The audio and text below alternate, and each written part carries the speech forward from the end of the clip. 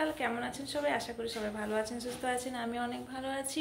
তবে আজকে হচ্ছে একাদশী, তারপরে বিশ্বকর্মা পুজো, এদিকে সংক্রান্তি, তিনটেই একটা দিনেই পড়েছে। আর যা চাপ আর বলার নেই। তাই আমি সকাল সকাল স্নান করে বেরিয়ে পড়েছি। এখন 7টা, সমান 7টা বাজে, সকাল 7টা। তো এখন যাব প্রথমে মন্দিরে, তারপরে এসে ঘরে পুজো দিব। কেননা পুজো দিয়ে গেলে অনেক বেশি দেরি হয়ে যাবে। দেরি তো না, সরি, ভিড় হয়ে যাবে। আজকে প্রচুর, পুরো লম্বা লাইন। এই লাইনের মধ্যে দাঁড়িয়ে আবার আমার সব দেরি হয়ে যাবে। তারপরে আরেক জায়গাও যাবার আছে, তো আপনাদেরকে দেখাবো। আজকের ব্লকের মেন পার্ট হচ্ছে ওইটা, যেটাকে আমরা শিবের থানে যাবো। আর কোন জায়গায় যাব সেটাও আপনাদেরকে দেখাবো। তো এখান থেকে অনেকটা দূর। তবে আমি ঘরের কাছে এখন যে মন্দিরটা আছে, আমি গিয়ে ওখানে আগে পুজো দিয়ে চলে আসবো। তারপরে ঘরে পুজো করে নিব, তারপরে বড়মশাই আসলে যাব। তো চলো বন্ধুরা, আর বেশি দেরি করবো না, ব্লগটাকে এখান থেকে স্টার্ট করছি। আমার সঙ্গে থাকো, আমার ভিডিওটা প্রথম থেকে শেষ অবধি সবাই দেখতে থাকো। তো চলো এখন যাওয়া যাক মন্দিরে, তারপরে আপনাদের সঙ্গে এসে দেখা হচ্ছে।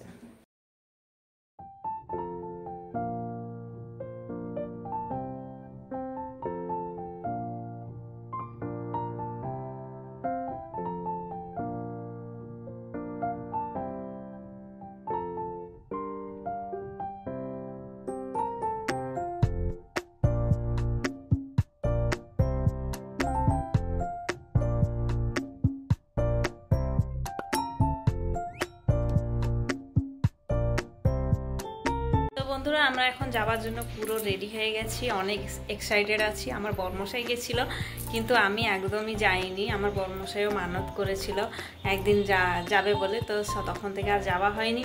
তবে আজকে আমাদেরকে নিয়ে প্রথমবারই যাচ্ছে। আমি বাবাকে দর্শন করব। আমি জানি না, হ্যাঁ ফটোতে দেখিয়েছি, সবাই ফটো ছাড়ে, ফেসবুকে দেখি, কিন্তু নিজে কোনোদিনও যাইনি।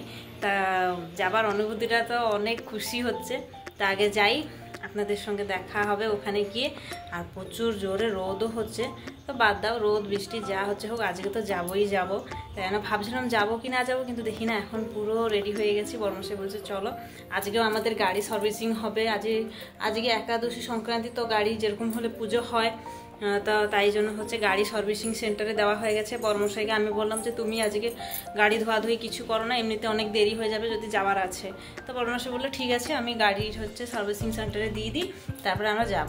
তো সার্ভিসিং সেন্টারে দিয়ে হয়ে গেছে। ওখানে ওরা বলেছে যে 2-2:30টার দিকে গাড়ি দিবে।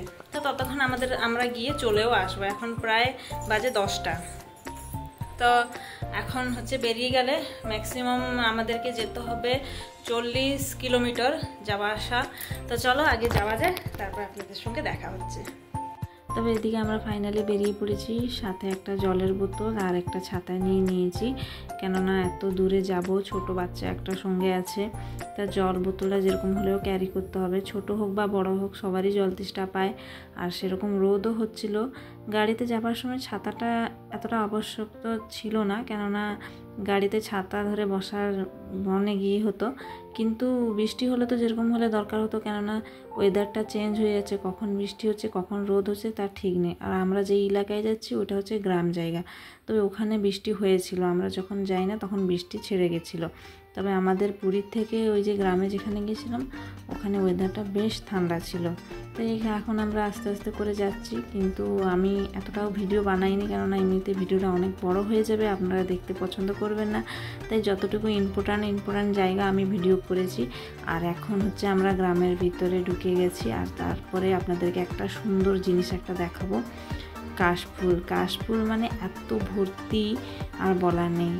মায়ের এখন আগমন হচ্ছে। কাশফুল তো যেরকম হলেই ফুটবে, আর এত পরিমাণে কাশফুল, ধান জমিনে চারিদিকে কাশফুল। আমি ভেবেছিলাম যে কাশফুল দেখতে পাবো না, কিন্তু এদিকে মহাদেবের যখন ডোরি লেগেছে যাবার জন্য, তাই রাস্তার মধ্যে এত সুন্দর সুন্দর জায়গা দেখছিলাম যে আমার গ্রামের কথা মনে পড়ছিল। কত ভালো হতো আমরা যদি এরকম গ্রাম জায়গায় যদি থাকতাম ঘর নিয়ে, বেশ ভালোই হতো। আর এখানে দেখো ধানের তড়া পুরো ফেলানো হয়ে গেছে, ধান পুরো লেগে গেছে। তার মধ্যে লোকগুলো এইসব ঘাস টাস তুলাতুলি করছিল জমিনে গিয়ে। তার মধ্যে কাশফুলগুলো দেখতে তো ব্যাপক লাগছিল, আপনাদেরকে দেখাবো। এমনিতে ভিডিওটা আমি স্লো করতে পারিনি, কিন্তু যতটুকু পারছি আপনাদেরকে দেখাচ্ছি, আপনারা অবশ্যই দেখে বুঝতে থাকবেন। আর দেখো পুরোটা জায়গা পুরো গ্রিন, পুরোটা জায়গা গ্রিন, এত সুন্দর লাগছিল। তো কি আর বলবো, মানে এরকমই নেচার দেখতে তো আমার বেশ ভালো লাগে। তো তো এইভাবে আমরা আস্তে আস্তে করে পৌঁছে যাচ্ছিলাম। আসলে জায়গাটার নাম হচ্ছে আপনাদেরকে বলবো, আগে ওখানটা পৌঁছে যাই তারপর আপনাদেরকে বলছি। তবে ফাইনালি আমরা এখানে বন্ধুরা পৌঁছে গেছি। আসলে মন্দিরটার নাম হচ্ছে বড়াল বালুঙ্কেশ্বর মন্দির। আর আপনারা তো বেশি লোক জানেন না, যদি বা কেউ আসেন পুরীতে ঘুরতে তাহলে অবশ্যই যখন ঘুরতে যাবেন বা বেরোবেন গাড়ি ড্রাইভার কি কারোর সঙ্গে কথা বলবেন যে বাবার মন্দিরটা কোথায়, অবশ্যই আপনাদেরকে নিয়ে যাবে। আসলে এই বাবার মন্দিরটাও খুব মানে জাগ্রত মন্দির। আর এখানে কত ভিড় দেখছেন, এই সব লোকগুলো পুরো ভোরের বেলা থেকে এসে লাইন দিয়ে দাঁড়িয়ে গেছে। এখানে যে পুরো নিষ্ঠা নিয়মে বাবার কাছে মানত করে যায় না, বাবা অবশ্যই ফল দেয়। আর এটা হচ্ছে মহাদেব বাবার মন্দির।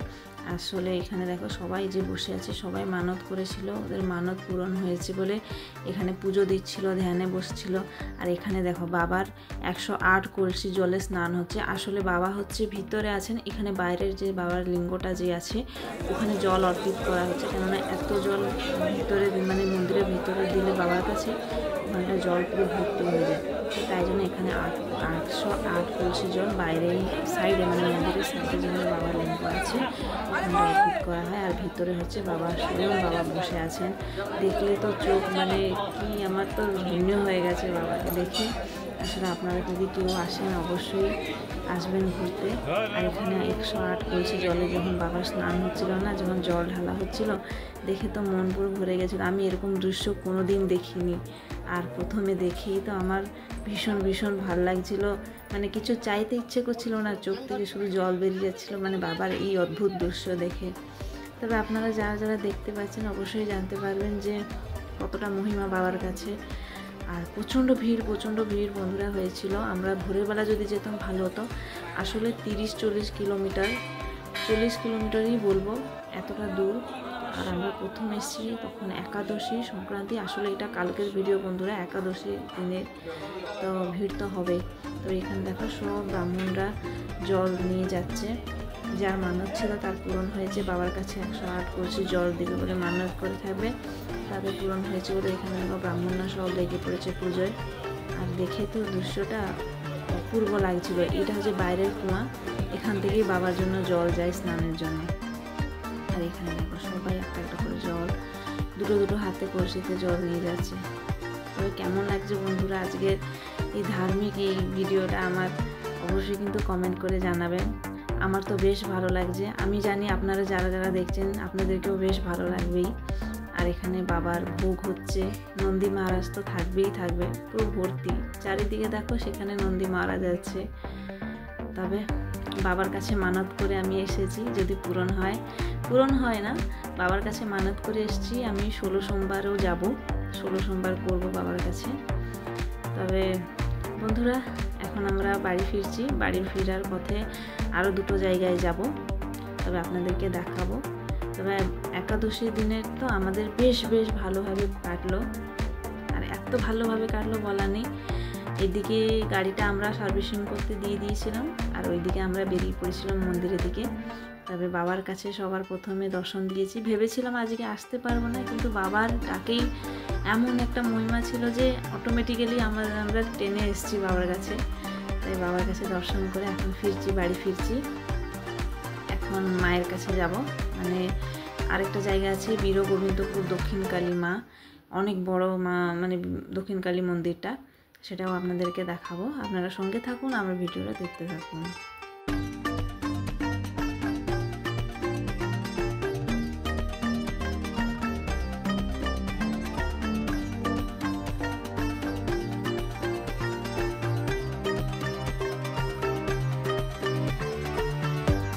তবে বন্ধুরা এতটা রোদ হচ্ছিল, তার মধ্যে যখন ওই গ্রামটায় আমরা ঢুকেছিলাম না, কি ঠান্ডা লাগছিল আর বলা নেই। যেই আমরা বেরিয়ে এসেছি রাস্তার দিকে, সেই যেরকম সেরকম, যখন হাইওয়ে দিকে বেরিয়ে আসি এত গরম যে বলা নেই। বর্মশাই বললো তোমরা কি খাবে?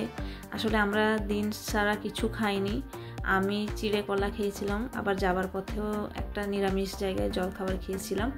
তবে বর্মশাই বললো তাহলে ডাব খাবে? আমি বললাম হ্যাঁ ডাব খাবো। তাই মেয়েকে একটা ডাব দিয়েছি ছোট দেখে, তারপরে আমিও একটা নিয়েছিলাম। আমাকে আসলে শাঁসওয়ালা ডাব খেতে খুব ভালো লাগে।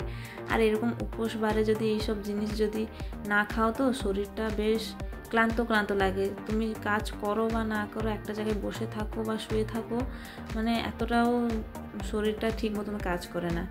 তাই এই জন্য একটু টুকিনাকি তো জল জিনিস হোক না কেন খেয়ে থাকতেই হবে বলো। তো এইভাবে ডাব খেয়ে নিই। এখন এখানে যে দক্ষিণকালীর মায়ের কথা বলছিলাম ওইখানে রওনা দিয়েছি। এই যে দেখো, এইটাও একটা গ্রাম জায়গা।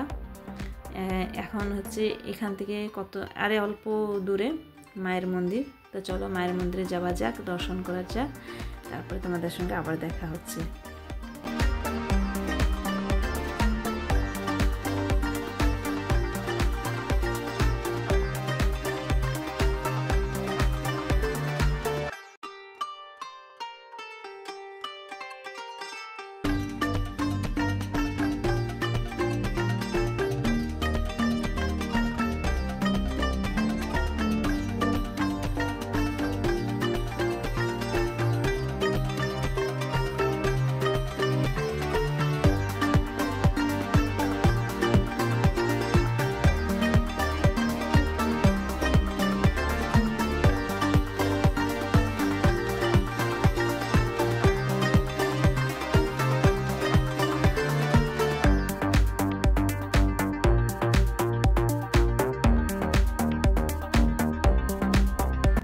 তবে দেখলে তো বন্ধুরা মা কত সুন্দর দেখা যাচ্ছে। দেখো আজকের দিনে মায়ের বস্ত্র আর এদিকে মালা বেশ খুব সুন্দর লাগছে। আমিও ফুল নিয়ে এসেছি মায়ের কাছ থেকে, সিঁদুরও নিয়ে এসেছি। সবসময় তো আসা যায় না এতটা দূরে, এই ভালো মন্দ দিনে যদি মায়ের ডাক হলো তো অবশ্যই চলে আসি। তবে এখন আমরা চলে যাচ্ছি, আমাদের গাড়িটা সার্ভিসিং করতে দেওয়া হয়েছে, গাড়িটা আবার পুজো হবে। তাই ভাবছিলাম যে রাস্তায় তো যাচ্ছি, মন্দির তো পড়ছে, তো পুজোটা দিয়েই ফুল মালা সব কিছু নিয়ে যাব, গাড়ি ওই দিকে সার্ভিসিং হয়ে থাকবে, তো গাড়িতে চড়িয়ে দিব। আর এখানে দেখো এই যে নিচে দেখা যাচ্ছে পুরো কাশফুল ভর্তি, পুরো ভর্তি কাশফুল। আসলে এইসব জায়গাগুলো জমিন জায়গা, তবে এখানে বেশ ভালোভাবে কাশফুল ফোটে। আর যখন ফোটে তখন তো দেখতে এত মজা লাগে। এই শারদীয় টাইমে, পুজোর টাইমেই এই ফুলটাই বেশি দেখা যায়। আমার তো বেশ ভালো লাগে দেখতে। আপনাদেরকে কেমন লাগে অবশ্যই কিন্তু কমেন্ট করে জানাবেন। আর আজকের ভিডিওটা কেমন লাগলো অবশ্যই বলবেন। মহাদেব সবাইকে ভালো রাখুক, সুস্থ রাখুক, সবাই ভালো থেকো, কার কোনো অসুবিধা না হোক। আমি যেন এটা সবার জন্য প্রার্থনা করছি ঠাকুরের কাছে। তবে বন্ধুরা এখন আমরা বাড়ির দিকে রওনা দিচ্ছি। আর পথে ঠাকুরের মন্দিরে যেখানে আমরা গাড়ি পুজো দিই সেখানে পুজো দেব।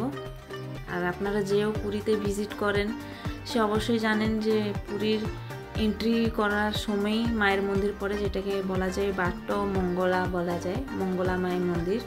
তো রাস্তার ধারে পড়ে, ওখানে পুরীতে এন্ট্রি করো বা পুরী থেকে যখনই বের হও তখনই মায়ের মন্দিরটা পড়ে, দর্শন করে সবাই যায়। তবে এখানে আমরা চলে এসেছি, গাড়ির জন্য সব কিছু নিয়ে নিয়েছি, শাঁখা সিঁদুর, এখানে ঠাকুরের জন্য কাপড়, সব কিছু নিয়ে পুজো দিয়ে দিব। পুজো দিয়ে একেবারে চলে যাব বাড়ির দিকে।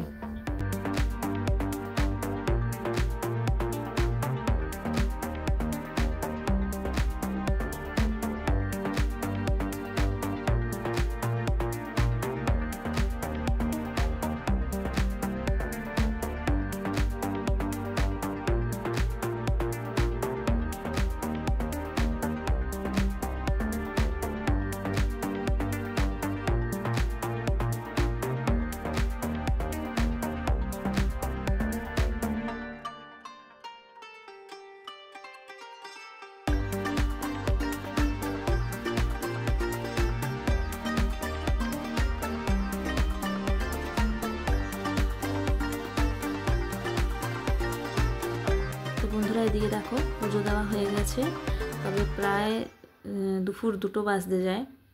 আর খালি পেটে আর থাকা যাচ্ছে না, তাই বরমশাই নিয়ে এসছে এই হোটেলটায়। এখানে হচ্ছে পুরো নিরামিষ, পেঁয়াজ রসুন কিচ্ছু না। এখানে মিষ্টি সব কিছু ঠাকুরের কাছে পুজো হতে যায়, আর এখানে পুরো নিরামিষ। তাই ওখান থেকে একটু 5 মিশালি সবজি দিয়ে যে ডালটা হয়, যেটাকে উড়িয়াতে ডালমা বলা যায় স্পেশালি, তো ওইটা নিয়েছিলাম। তার সাথে সিঙ্গাড়া নিয়েছিলাম 2টো, এই করে খেয়েছিলাম, আর কিছু খাইনি। আর হচ্ছে তারপরে বাড়িতে এসে চিড়ে কলা খেয়েছি। এই তো উপোসবারের দিন এইসবই খেয়ে থাকতে হবে। প্রত্যেক দিন তো আমরা সব কিছু আহার করি, তবে ভালো মন্দ দিনের যখন ঠাকুরের কাছে গেছি তখন তো আর এইসব খুঁজলে হবে না। ভালো মন্দ জিনিস যেটা পাবো, ফল মূল যেটাও পাবো খেতেই হবে। তো বন্ধুরা এদিকে দেখো আমরা বাড়ি চলে এসেছি। আর এটা হচ্ছে রাত্রিবেলার ভাত রাখা হয়েছিল, এখানে নন্দী মহারাজ এসছে, ওনাকে একটু দিয়ে দিয়েছিলাম। তো বন্ধুরা আজকের ভিডিওটা কেমন লাগলো অবশ্যই কিন্তু কমেন্ট করে জানাবেন। আবার দেখা হবে একটা নতুন ভিডিওর সাথে। সবাই ভালো থাকবেন, সুস্থ থাকবেন। জয় জগন্নাথ, রাধে রাধে, হর হর মহাদেব।